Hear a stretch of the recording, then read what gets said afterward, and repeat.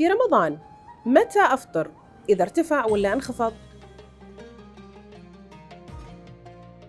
الحالتين نعم عندي، لكن مهم أقعد مع طبيب المعالج اللي عندي ويتفق معاي متى أنا ممكن أفطر ومتى أنا ممكن أكمل صيامي، لأنه الأرقام عندنا أكيد تختلف من شخص إلى آخر، ولكن بالمجمل إحنا نقول إذا أنا صارت عندي أعراض وبديت أحس بأعراض معينة والله رحت وقست إلى قياس السكر المنزلي ولقيت الأرقام عندي قاعدة تراوح ما بين، لقيت الرقم عندي في حالة الانخفاض 70 ملغ في الديسيليتر أو أقل، هنا مهم إنه أنا أفطر. أو إذا أنا والله صارت عندي أعراض ارتفاع وحسيت في حاجة ما هي طبيعية وقست وطلع عندي الرقم لما أقيس في الجهاز المنزلي 300 ملغ في الديسيليتر، هنا مهم في هذه الحالتين إنه أنا أفطر، حتى لو كان باقي على الأذان 10 دقائق مهم إن أفطر، لأنه الانخفاض السريع ممكن بسرعة ينخفض معاي ويعمل لي أي مشاكل صحية إحنا في غنى عنها.